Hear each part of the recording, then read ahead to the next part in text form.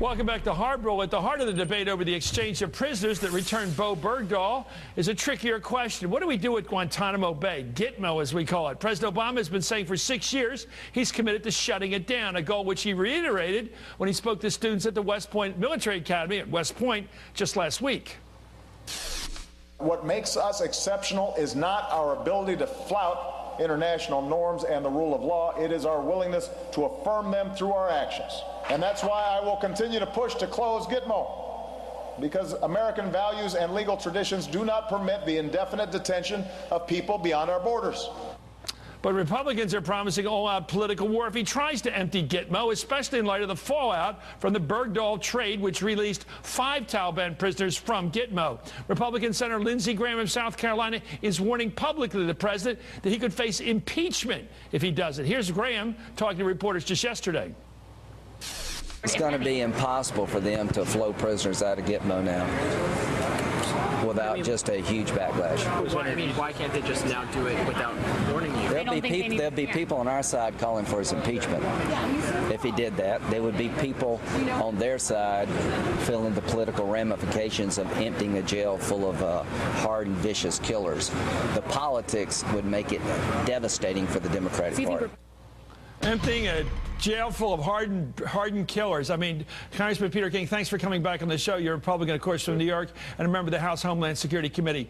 This is one of those stark divides I see, and I personally find it very difficult to deal with this issue. What do we do with people we know are enemies, who clearly have committed their lives, for perhaps their idea of a religious reason, to killing us in jihad, and yet we don't have a case that we can take to a criminal court in the United States and put them away for life?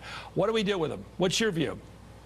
Well, I've supported Guantanamo all along. I think it's wrong when the president says this violates our values. He may have a different opinion, but somehow that's criticizing us before the world for something which I think is entirely legal. I've been to Guantanamo. It's probably better than not only most prisons, probably any Army basic training camp in this country, as far as they have soccer facilities, language skills they're taught, art classes. There's, I think, one medical personnel for every 3 detainees. So listen, it's not an ideal situation, but the fact is these people, many of them, are hardened killers. I mean, the president's own advisors, or his own experts, have said that some of these people are too dangerous to release.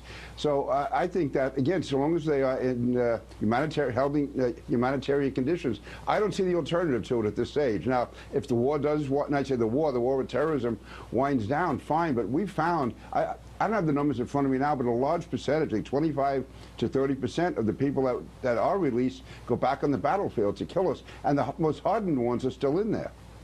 I keep hearing from people who are lawyers and people who are civil liberties, people who know the law, who keep telling me we can't keep people in that facility, especially the Afghan people, after we pull out our combat troops. Do you hear that, or do you just ignore it? I mean, what do you do with the people who say legally you can't just keep people in permanent stockade conditions unless you've got a case against them that you can take to a judge? Well, first of all, I don't believe that foreign fighters, these detainees, these terrorists captured on the battlefield, are entitled to the same constitutional rights as an American or anyone who else is in our country. These are people captured on the battlefield, and by the very nature of their being captured, it's very difficult to get evidence that would hold up in a federal court. You can't have the teams out there. You can't. You'll be getting fingerprints. This is not the type of thing that lends itself. But there is intelligence on them that could not be used in a civilian court, okay. and that's just the nature of it. So okay, let's take that, Senator Congressman. Yeah. Let's just take these 5 fellas. Obviously, they're big shots. Right. 4 of them are real big shots. We got another 12 apparently sitting in there. We have more Afghan prisoners sitting in Gitmo. Mm-hmm. When do we release the rest of them? Would it be when we got all our combat troops out at the end of 15, entirely out, apparently everybody but a few Marines, I guess, who have the tough duty of standing around our embassy by the end of 16? I mean, when do we let those guys out? The Afghan Taliban, not necessarily Al-Qaeda, but Afghan people who are on that side of the politics over there. When do we let them out? Well, just because most of our troops are coming out doesn't mean the war is going to be over. The fact is this war is going to go on, and we do want to maintain some type of a civil society in Afghanistan after we leave, so it's not used as a privileged sanctuary by Al-Qaeda and the Taliban to attack us again, and it's going to make it much more difficult to do that. Think of the Afghans that we've left behind. You know, the police, the army, the civilians who have pledged to work with us, and we're sending killers back there who can kill them. Also, would put the troops we do have there also at risk. So just because the president says the war is over doesn't mean it's over. This isn't like World War II, where you have MacArthur on the battleship Missouri. Oh, I know. Boy, I've made your argument before, Congressman, but I keep being hit with this, that we don't have a British-style system where there's some statute out of Parliament that says you have the right to hold people like the IRA forever.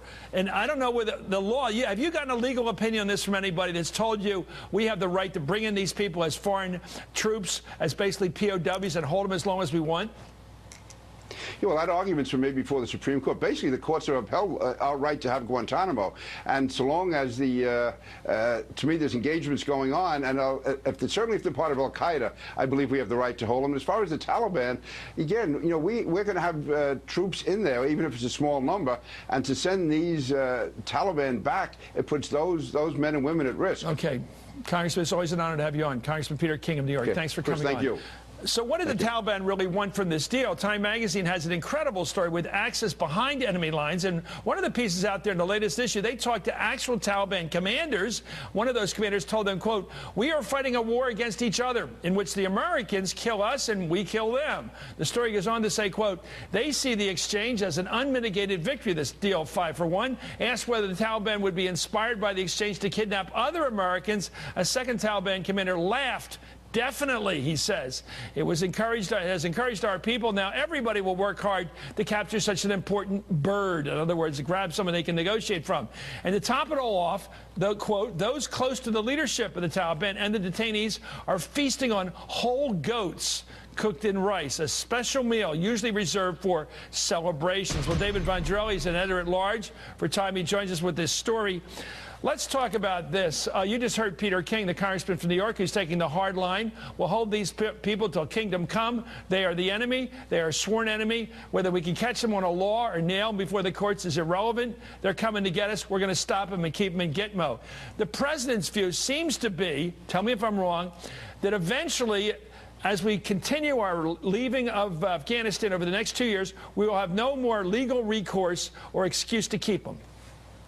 I think that's exactly what the president is driving at, Chris, and I think that you've crystallized here in this program, as I've been sitting and listening in my earpiece, why this is such an important moment, such a huge symbolic moment, this Bergdahl swap, in the history of this war, is that we are finally starting to confront the incredibly difficult end-game issues, which are so difficult because there really is no end game. It's the United States picking an arbitrary moment in the history of this struggle to say, oh, we're done, and there's no way that either the Taliban or anyone else in Afghanistan could look at this deal and not feel that the United States is starting to wash its hands of this story. So I think it's been awkward the way this moment has come up, but the fact that these conversations are happening is very important for the American public to understand where we are. When the Vietnam War ended, of course, there was a horrible controversy in this country. We all went through it, or personal stories of it. It was terrible.